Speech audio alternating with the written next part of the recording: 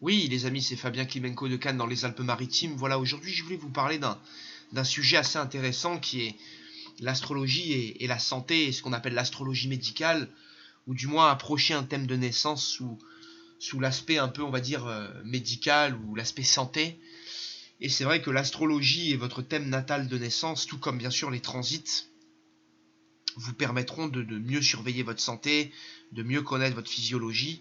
Et comme je l'ai dit, les transits, certains cycles de votre existence vous permettront de prévenir des petits bobos ou des maladies plus problématiques qui vont se diffuser à certains moments de votre vie. Et c'est vrai que l'étude des cycles planétaires peut donc renseigner donc, sur l'évolution, la progression de maladies lourdes ou des petits bobos et autres. Bon, bien sûr, il faut rentrer dans la technique, mais c'est vrai que l'étude de la pointe de votre ascendant, du signe d'ascendant, de la maison 12, des maisons 8, des maisons 6, et de nombreux autres, on va dire, points sensibles de votre thème vous permettent de connaître quels sont les organes, on va dire, plus sensibles que d'autres chez vous, quels vont être ceux ou les parties du corps qui vont peut-être avoir plus à faire à une opération que d'autres. Donc toutes ces choses peuvent être vraiment renseignées par l'étude de votre thème de naissance.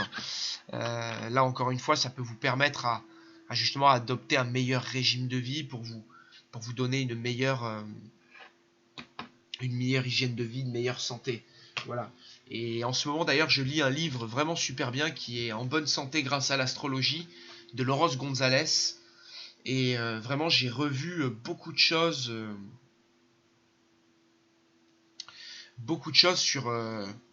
sur cette astrologie et médicale. Et déjà que j'étais assez bon, c'est vrai qu'en commençant l'astrologie, beaucoup de personnes sont venues me voir avec leur thème en me demandant des questions sur leur santé. Et j'étais souvent éminemment juste, pas toujours, hein, mais souvent assez bon et juste dans ce que je faisais. Et c'est vrai que c'est une des choses qui m'a permis, on va dire, de confirmer la véracité de l'astrologie. Et on va dire l'approche de cette astrologie est super intéressante et vous devriez effectivement, et je vois d'ailleurs en consultation, c'est souvent beaucoup de questions reviennent justement sur les systèmes, quel va être le système le plus touché chez vous, le circulatoire, le respiratoire, le digestif, l'urinaire, le génital, le nerveux, l'osseux, vous voyez, toutes ces choses ressortent dans les planètes, quel organe, quelle partie du corps, et c'est vrai que si vous êtes plus ou moins négativement concerné par le bélier, le sommet du crâne, la tête, les muscles, le sang peuvent être concernés, si c'est le taureau, ce sera la gorge, une certaine partie de la mâchoire, souvent inférieure, l'œsophage, on va dire tout ce qui est gorge et autres parties, tout ce qui va être, ça peut être aussi les organes féminins chez la dame ou les organes un peu donc reproducteurs chez l'homme. Pour ce qui est le gémeaux, les bronches, effectivement les membres, tout ce qui est l'esprit, le mental peut être touché. Évidemment la trachée aussi, donc plusieurs parties comme les poumons, les bronches ou les bras. Si vous allez être frappé par le cancer, ça peut être l'estomac, évidemment tout ce qui va être le côté émotif, mais également tout ce qui va être le côté, on va dire, utérus pour les femmes, plus aussi mettre au monde pour les hommes, donc certaines aptitudes de fertilité pour les hommes. Ça peut être évidemment aussi la peau, certains problèmes au coude ou aux côtes. Si vous êtes vraiment marqué par le signe du lion, et ben vous aurez souvent des problèmes cardiovasculaires, de cœur, hein, de dos également.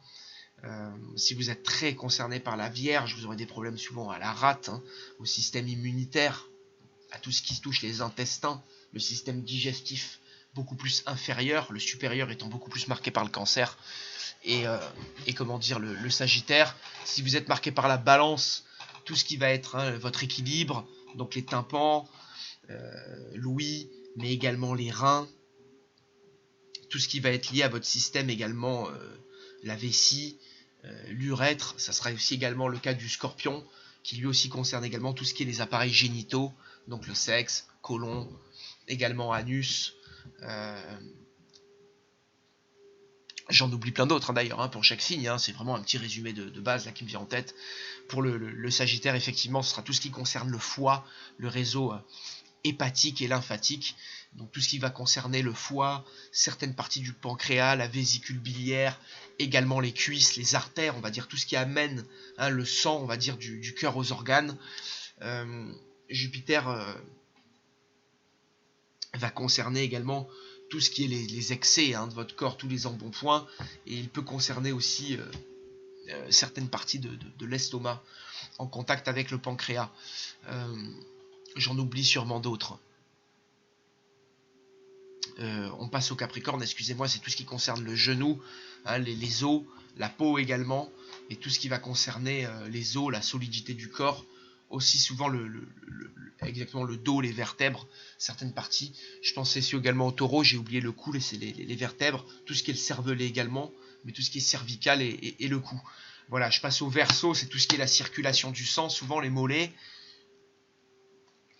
les chevilles, et tout ce qui peut toucher les méninges et une certaine partie aussi de l'esprit.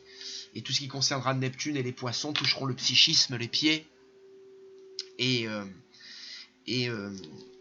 on va dire tout ce qui concerne aussi le côté un peu... D'ailleurs, ça concerne également tous les signes d'eau, mais tout le côté psychosomatique. Voilà.